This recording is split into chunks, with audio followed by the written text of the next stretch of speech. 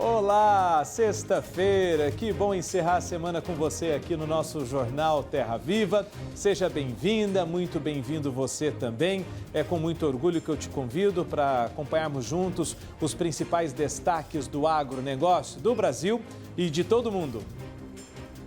Em viagem à Europa, presidente Lula volta a defender acordo comercial entre Mercosul e União Europeia.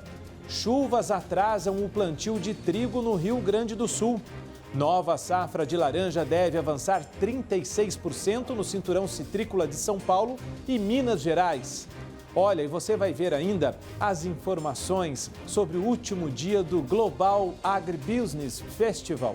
Essas e outras notícias a partir de agora, aqui no Jornal Terra Viva.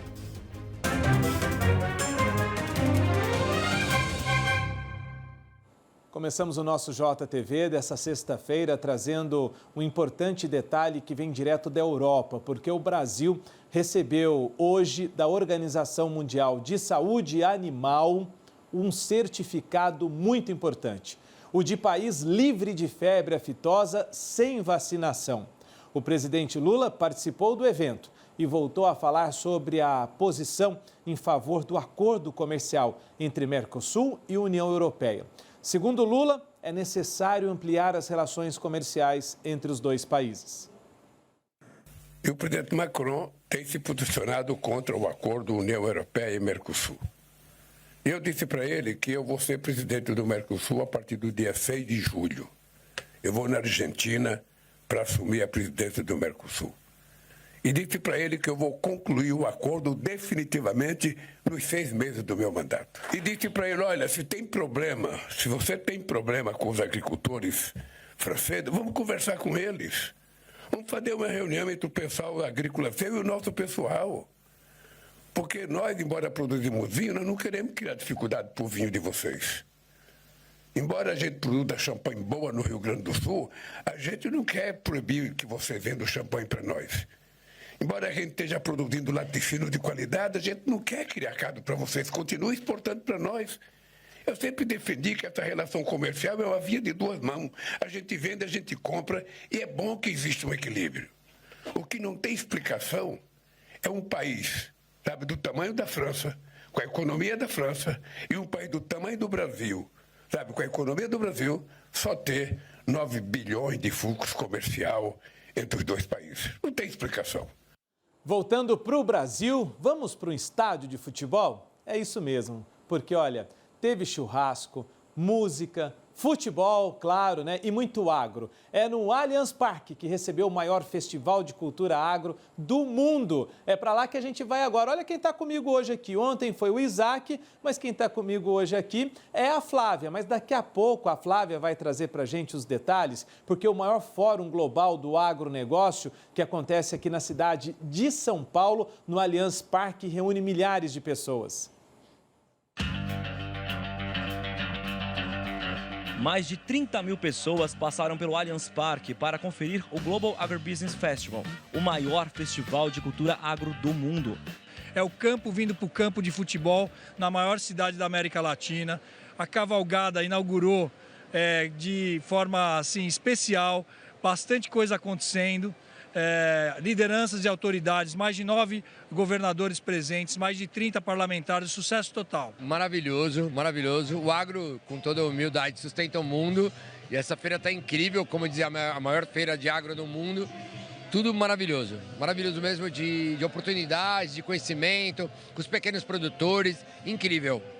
Durante os 2 dias, este ponto aqui foi um dos mais visitados, não é para menos. A Arena de Fogo trouxe mestres churrasqueiros que assaram 9 toneladas de carne. E além de saborear um bom churrasco, o público acompanhou o modo de preparo por quem entende muito do assunto. O que a gente conhece por carne nada mais é do que a materialização de todo um processo que começou 3 anos antes, numa fazenda de gado de corte. Envolve genética, envolve nutrição, envolve sanidade, envolve tecnologia de manejo de pastagens, bem-estar animal, para chegar num produto final. Carne de qualidade é nicho de mercado e o nicho de mercado está querendo respostas muito maiores do que a gente estava acostumado e a gente vai ter, obviamente, que se adequar a isso. O O evento também destacou a importância do setor na agenda climática. Em visita ao estúdio da Band, o governador do Pará, Helder Barbalho, reforçou o papel estratégico do agro brasileiro nas discussões sobre sustentabilidade e transição verde. É o maior evento internacional que acontece em todo o mundo. E estar fazendo este evento na Amazônia tem um simbolismo extraordinário. E é a oportunidade que nós temos de mostrar aquilo que nós fazemos com sucesso. Virar a página apenas da reação às cobranças e se apresentar com aquilo que nós estamos fazendo de sucesso na pecuária sustentável, na agricultura sustentável, na valorização da floresta através do mercado de carbono, da nossa biodiversidade, da transição energética, de práticas em que o Brasil tem aquilo o que mostrar. Carne na brasa, sertanejo no palco e o agro no centro das conversas.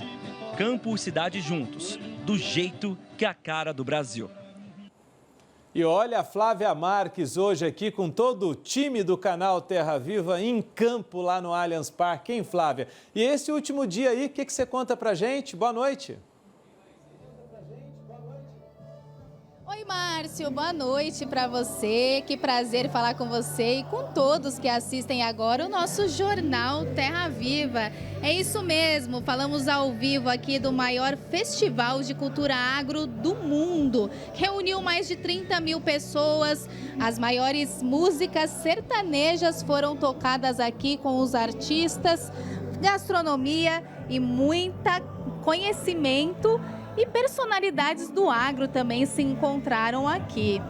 Um verdadeiro ponto de encontro e uma vitrine para o setor mostrar o que tem de melhor e conectar o campo com o público urbano. E hoje, Márcio, foi lançado aqui no GAF 2025 um manifesto. Um manifesto que é diversidade, equidade e coesão. São estratégias necessárias e inteligentes de negócio. Sobre isso eu vou conversar com a Ana Paula, que ela é conselheira de empresa e curadora da Datagro. E eu quero saber o que é, né, esse manifesto. Conta mais pra gente, Ana. Boa noite para você. Boa noite, Flávia. Boa noite, Terra Viva. É um enorme prazer estar aqui. Eu estou muito emocionada com a assinatura desse manifesto, especialmente que eu preciso te contar um contexto que ele está inserido. Eu comecei a trabalhar, Flávia, no setor há mais de 30 anos e era um setor basicamente masculino. Quando eu ia para os eventos de agro, eu só encontrava homens, eu não conseguia encontrar mulheres. E desde então, muito pouco vem sendo feito. E agora o GAF tem esse propósito e hoje formalizou todo esse compromisso com a diversidade, com a equidade, com a inclusão. E é esse manifesto que vai dizer que fazer o certo é necessário, porque o respeito às pessoas é sobre isso que nós falamos quando nós falamos de diversidade e inclusão. É o respeito às pessoas. Todas as pessoas são diferentes e todas elas merecem ter o seu espaço. E o mundo complexo que nós vivemos hoje não é uma única pessoa, um único gênero, uma única geração que vai ter as respostas. É a união de todas elas que vai poder fazer face toda essa complexidade. O agro evoluiu muito tecnologicamente, hoje é o grande celeiro do mundo, vai alimentar o mundo e, sem dúvida, vai ser exemplo de diversidade, equidade e inclusão. É esse o manifesto que nós hoje, com a inspiração da Luísa Helena Trajano, da Silvia Coutinho e o Plínio Nastari, com a Datagro e as embaixadoras do agro, fizemos esse compromisso hoje. Um manifesto importantíssimo, né, Ana, que vocês manifestaram aqui para o setor e também destacaram as desigualdades estruturais, né, que o setor precisa enfrentar. Quais são essas desigualdades que vocês destacam, né, nesse manifesto? Acho que um aspecto importante que é visível é o machismo estrutural que ainda existe no setor. Então, a desigualdade estrutural principal nesse momento que o agro precisa fazer face é realmente dar voz às mulheres. Cada vez mais ninguém tem dúvida, as mulheres estão em todos os lugares, em todas as decisões, fazendo acontecer. O Prêmio Nobel da Agricultura é de uma mulher, a doutora Mariângela, mas nós precisamos, quando nós olhamos para as empresas, a gente encontra ainda muita pouca equidade de gênero. As mulheres são 5, 7% ainda da mão de obra no agronegócio brasileiro. E é isso que nós precisamos nos comprometer, porque se a gente deixar... Eu estou há 30 anos e ainda não vi essa mudança, mas eu acredito que a partir de agora, o GAF, com as discussões que nós estamos tendo, esse é o momento de virada e a equidade de gênero e o machismo estrutural vai acabar. Sem dúvidas, recado dado, Ana, e isso é muito importante, né, que vocês trouxeram aqui no GAF 2025 e, claro, todas as mulheres merecem a sua representatividade, né? Ana, muito obrigada aqui pela sua participação no nosso Jornal Terra Viva. Claro que eu quero deixar o convite para você voltar mais vezes. Foi um prazer, agradeço muito pela oportunidade, convido a todos os espectadores a se engajar nessa pauta. Vamos juntos. Obrigada. Obrigada. E agora a gente vê então, Márcio, um balanço que o Plínio Nastari, o presidente da Datagro, fez sobre o GAF 2025. Vamos ver. Nós conseguimos reunir 35 mil pessoas este ano, quase 190 expositores, 70 startups e 2 dias muito completos, não só de fórum, mas também de feira tecnológica, de food, de gastronomia, de cultura agro. E eu acho que foram dias preciosos, principalmente porque nós pudemos contar com figuras extraordinárias que estiveram aqui presentes, trocando experiências, visões e pessoas icônicas, né?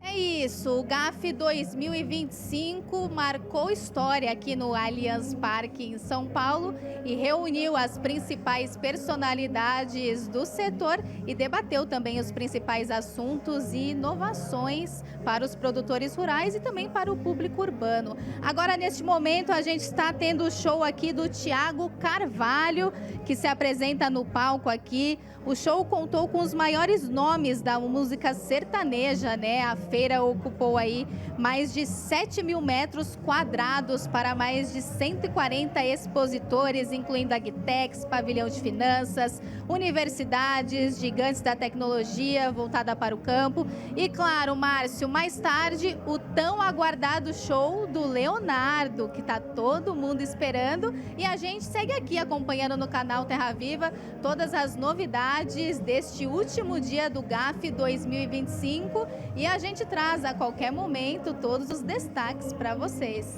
Eu volto com você no estúdio. Legal, Flávio. Eu vou ficar traiado daqui a pouco para participar desse show do Leonardo com vocês aí. Daqui a pouquinho eu tô aí no camarote do canal Terra Viva, tá bom? Um beijo, Flávio. Bom trabalho a todo o nosso time que está em campo aí no Allianz Parque, acompanhando de perto esse evento que é simplesmente o maior do mundo. Obrigado, até mais. A seguir, você vai ver que a nova safra de laranja deve avançar 36% no cinturão citrícola de São Paulo e Minas Gerais. E você vai ver ainda, chuvas atrasam o plantio de trigo no Rio Grande do Sul, aqui depois do nosso intervalo. Até já. Que tempo, hein? Esse alto índice de chuvas atrasou o plantio de trigo no Rio Grande do Sul. O excesso de umidade no solo, devido a chuvas intensas, tem atrasado a semeadura do trigo no Rio Grande do Sul. As informações foram divulgadas em relatório semanal da Emater Gaúcha. No município de Santa Rosa, o plantio avança, mas de maneira lenta e alcançando 10% da área. Em Soledade, outro polo produtivo do cereal, o cultivo também chegou a 10%. Em 2024, 1.300.000 hectares foram destinados para a semeadura de trigo, o que resultou em 2.800 toneladas por hectare e uma produção aproximada de 3.700.000 toneladas. Silmar César Miller, diante desse cenário aí, Qual é a tendência para a produção de trigo no Brasil esse ano? Boa noite. Muito boa noite, meu caro Márcio. Boa noite, nossos amigos do canal Terra Viva. Olha, o cenário não é lá muito bom, Márcio. Em primeiro lugar, nós tivemos aí problemas de preço. O preço não está agradando muito os produtores. Temos já uma tendência de redução de área de plantio no Paraná, por exemplo, que começa a plantar mais cedo. E também no Rio Grande do Sul, a tendência aqui não é de aumento de área de plantio, embora o produtor gaúcho até gostasse de aumentar o plantio de trigo para tentar compensar os prejuízos que teve na safra de verão. Perdeu muito com soja, por exemplo, por conta de condições climáticas desfavoráveis. O problema é que também no Rio Grande do Sul agora é o clima que não está ajudando, está atrasando um pouco o plantio. E tem um terceiro fator de desânimo aí, que é a questão do endividamento dos produtores aqui do Rio Grande do Sul, por conta da sucessão de quebra de safra, por questões climáticas e também por questões, e levando, portanto, ao endividamento do setor, incluindo, inclusive, a enchente, que afetou também a safra de grãos do ano passado. Então, é um conjunto de fatores aqui que não anima muito os produtores a investir no plantio da safra nova. Então, a tendência, em princípio, é de redução da área de plantio nos dois principais estados produtores. O Rio Grande do Sul é o maior produtor, o Paraná é o segundo, por conta desse conjunto de fatores. E aí, além disso, tem pela frente ainda toda uma tendência de um inverno um pouco mais rigoroso esse ano, que sempre pode trazer alguma geada que pode afetar também a produtividade. Então, o cenário, por enquanto, não é lá muito bom. A tendência, portanto, é de redução de área de plantio e só com um clima muito favorável podemos ter uma produção um pouco melhor que a do ano passado, que também não foi boa. Mas, por enquanto, o cenário aí de uma produção que deve ficar abaixo dos 8 milhões de toneladas, depois do Brasil já ter superado os 10 milhões de toneladas há pouco mais de 2 anos aqui, numa das suas últimas safras. Portanto, infelizmente, no momento, pelo menos, o cenário não é muito positivo para o trigo brasileiro como um todo, Márcio. E é uma cultura que a gente precisava expandir, né, Silmar? Mas, enfim, falando das outras, como é que ficamos nos mercados nessa sexta? Olha, o mercado de grãos fechou a sexta-feira com um cenário positivo nas bolsas internacionais, subiu a soja até 0,5%, expectativa com a retomada de conversações entre Estados Unidos e China. Isso deu um certo alento na Bolsa de Chicago, influenciou, portanto, uma alta não só no dia, mas também no saldo da semana, que acumulou uma valorização líquida de 1,5% na Bolsa de Chicago. Milho também subiu hoje até 0,7%, trigo foi o destaque do dia e da semana, aumentou 1,7% no dia, basicamente refletindo a retomada de conversações entre Estados Unidos e China, problemas de clima na China, muito quente e seco, afetando a produção deles. A China pode ter que importar mais trigo, por exemplo, e também as tensões na região do Mar Negro, entre Rússia e Ucrânia, que é a principal região exportadora de trigo do planeta. Tudo isso conspirou contra as expectativas de produção, portanto, e fez com que os preços subissem. No saldo da semana, uma alta de quase 4% na Bolsa de Chicago, no caso do cereal. Na Bolsa de Nova York, que subiu basicamente foi o algodão, 0,4%. Demais commodities com fechamento negativo. O café saiu uma alta hoje, mas acabou fechando em queda de 0,5%, embora acumulando ainda uma valorização líquida positiva na semana. Já o café robusta, que é referência para o nosso Conilon aqui do Espírito Santo, esse não teve jeito, fechou o dia e a semana com forte queda na Bolsa de Londres. Açúcar também caiu hoje, boi gordo também teve uma queda de 0,3%, embora tenha acumulado uma valorização líquida semanal de 1,1%. E o mercado de câmbio com queda hoje, 0,3%, R$ 5,57. A cotação baixa aqui do câmbio, do dólar, acumulando uma queda na semana, inclusive, queda líquida aqui nos últimos 7 dias de 2,6%. Parece uma notícia boa para a economia brasileira. O mercado está refletindo aqui a expectativa positiva com relação às conversações entre executivo e legislativo, expectativa nesse final de semana com relação àquele pacote fiscal. O pessoal está achando aí que vai ter redução de gasto público, tudo isso a favorecer o mercado de câmbio nesta sexta-feira e nessa semana. Para o agro não ajuda muito, porque nosso agronegócio é dolarizado, por causa das nossas exportações. Quando o dólar cai, não ajuda na formação dos preços internos. Para a economia brasileira é uma boa notícia, Márcio. É a melhor queda, né? O melhor custo do dólar desde outubro de 2024, né? Pelo menos é o que a gente viu no levantamento. Silmar, saiba aproveitar seu fim de semana. Bom descanso. Boa noite para você e toda a equipe aí. Bom final de semana. Até segunda-feira. Até segunda, Silmar. Valeu. Vem aqui para o Sudeste agora, porque a nova safra de laranja deve avançar 36% no cinturão citrícola de São Paulo e Minas Gerais. A produção na temporada 2025-26 deve alcançar 314 milhões de caixas, resultado 36% superior ao do ciclo passado. Segundo o Fundecitrus, o aumento é atribuído principalmente às condições climáticas mais regulares, que favorecem a segunda florada, responsável aí por cerca de 70% da produção total. Também pesaram positivamente a ampliação em 7% da área produtiva e o manejo para controlar aí todas as pragas da região. Sexta-feira é dia de Giro Brasil por aqui. Giro Brasil com as principais notícias do agronegócio nesta semana em todo o país.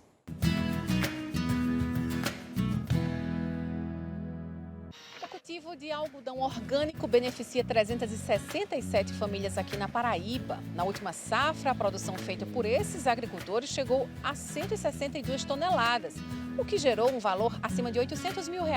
Na década de 1980, a Paraíba era um dos grandes estados produtores de algodão do país. Mas uma praga conhecida como bicudo devastou quase todos os algodoeiros por aqui. Hoje, o estado busca retomar o grande volume de produção. A punição para quem provocar incêndios florestais pode ser aumentada. Isso é o que prevê um projeto de lei aprovado nesta semana pela Câmara dos Deputados. A punição passa de uma reclusão de 2 a 4 anos e pré-detenção de 3 a 6 anos. A proposta também prevê agravamento da pena se o crime causar risco direto à população, atingir áreas de conservação e se for praticado por 2 ou mais pessoas. O texto ainda precisa passar pelo Senado e, caso aprovado, segue para a sanção presidencial. A Amazônia acaba de ganhar um centro de pesquisa para apoiar a restauração da maior floresta tropical do mundo. E ele fica na sede da Embrapa Amazônia Oriental, lá no Pará. São mais de 100 cientistas de 33 instituições do Brasil e do exterior que vão atuar em áreas degradadas com a população local. Batizado pelo nome de Capoeira, o novo centro conta com investimento de R$14 milhões. De acordo com o Instituto de Pesquisas Espaciais, o bioma já perdeu 18% de toda a sua área para o desmatamento. Cresce a exportação de gado vivo do Brasil. De janeiro a abril deste ano, o volume embarcado, a receita mais do que dobraram em comparação ao mesmo período do ano passado. Foram 300 mil cabeças e 86 milhões de dólares. A expectativa é fechar o ano com 1,5 milhão de cabeças embarcadas. O maior exportador de gado vivo do país é o Pará, que representou mais da metade do total embarcado. Os principais destinos são os países árabes e muçulmanos. A produtividade do café aqui em Minas Gerais cresce até 28% com a assistência técnica do Serviço Nacional de Aprendizagem Rural. A produção total sobe na mesma proporção e o custo operacional por hectare já caiu 40% entre setembro de 2024 e fevereiro deste ano. O Senar está presente em 54 mil hectares da cafeicultura mineira. Essa assistência que permite ao Estado crescer cada vez mais na produção. Este ano, a estimativa é colher 1.075.000 sacas de café aqui em Minas Gerais. A seguir, a previsão do tempo para todo o país. E você vai ver ainda os cuidados com as vacas que ajudam o pecuarista a aumentar a lucratividade na fazenda. Até mais.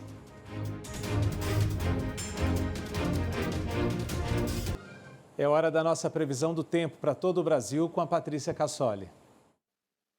Neste sábado, uma área de baixa pressão sobre o Paraguai vai direcionar o fluxo de umidade da Amazônia em direção ao sul do Brasil, aumentando a nebulosidade entre o sul do Mato Grosso do Sul e boa parte dos estados da região sul, onde tem previsão para pancadas de chuva nas áreas em verde do mapa. Na costa leste do Nordeste, a infiltração marítima favorece para a chuva mais isolada, enquanto boa parte do país, nas áreas em amarelo do mapa, o sol vai predominar entre poucas nuvens.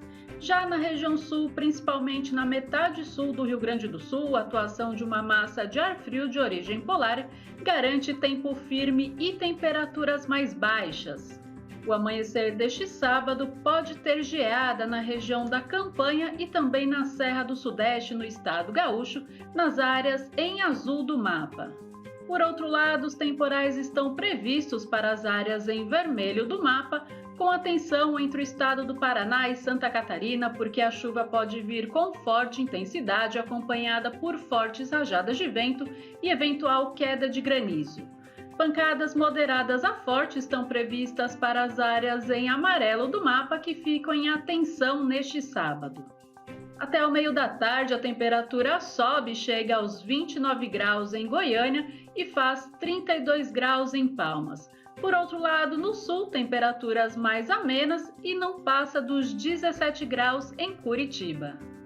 Para os próximos dias, as instabilidades vão seguir atuando em parte do sul e também do centro-oeste, especialmente durante o fim de semana, onde pode ter novos temporais entre o Mato Grosso do Sul e o estado do Paraná, paralisando os trabalhos em campo.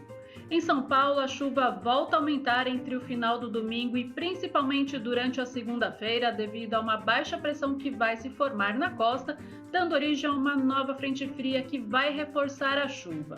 Por outro lado, entre o Mato Grosso até o norte de Minas Gerais e no Mato Piba, o tempo permanece firme, especialmente no interior do Nordeste, as temperaturas continuam elevadas. Para o próximo período, entre os dias 12 até o dia 16 de junho, o tempo firme vai predominar sobre o centro-sul do Brasil, beneficiando as atividades de colheita. Por volta dos dias 13 e 14 de junho, novas áreas de instabilidade vão avançar para o centro-sul do Brasil, aumentando o risco para temporais, principalmente sobre o estado gaúcho, paralisando os trabalhos em campo. Chove forte também entre o estado do Amazonas e Roraima, enquanto o tempo seco vai seguir predominando sobre o Mato Piba. A partir deste domingo, daremos início à segunda onda de frio no Brasil, que deve atuar até o próximo dia 14, com destaque para as áreas em azul mais escuro do mapa, onde as temperaturas ficam em pelo menos 5 graus abaixo do normal para o período. Atenção para a região sul a partir da terça-feira, com risco para geadas mais amplas entre o estado gaúcho e também Santa Catarina. Obrigado, Patrícia. Vamos para os cuidados e para a atenção especial agora. Estou falando de um tratamento digno, ações fundamentais para a boa produtividade das vacas leiteiras. É isso que mostra o estudo de alunos do curso de Medicina Veterinária de uma universidade do Distrito Federal. Envelhecer igual leite fora da geladeira. O ditado popular, que significa que algo ficou muito ruim com o passar do tempo, mostra também como a conservação de laticínios não é tarefa simples. Produtos derivados do leite têm prazo de consumo curtíssimo, ainda mais sem o armazenamento correto. Por isso, os cuidados devem ser redobrados, e essa atenção começa na produção. As normas e fiscalizações para a produção de laticínios são muito rigorosas no Brasil. O Eduardo é produtor de leite e derivados no entorno do DF há 10 anos e entende a necessidade de um controle rígido dos produtos. A gente tem que seguir a lei dentro de qualquer segmento. Então, assim, questão de sanidade, questões de legislação, isso é uma obrigação do produtor. Todos esses processos não são seguidos apenas pelo bem-estar dos animais. Os cuidados adotados aqui no curral se refletem lá na prateleira dos mercados e no bolso dos produtores. Leites e derivados produzidos a partir de vacas bem tratadas têm maior rentabilidade e melhor qualidade. É o que confirma uma pesquisa do Centro Universitário de Brasília. Estudantes do curso de Medicina Veterinária constataram que medidas simples e que proporcionam conforto ao rebanho, como alimentação de qualidade, prevenção de doenças, ferramentas modernas de ordenha e o trato humano dos cuidadores, influenciam diretamente o comportamento e o desempenho dos animais. O nosso estudo mostrou que propriedades que investem no bem-estar, com alojamento adequado, manejo cuidadoso e ambiente tranquilo, afetam diretamente na qualidade do leite, tendo como consequência fatores como redução do índice de mastite, redução de células somáticas, melhores propriedades físico-químicas no leite e, claro, uma produção muito maior, porque uma vaca feliz e saudável produz mais e por muito mais tempo.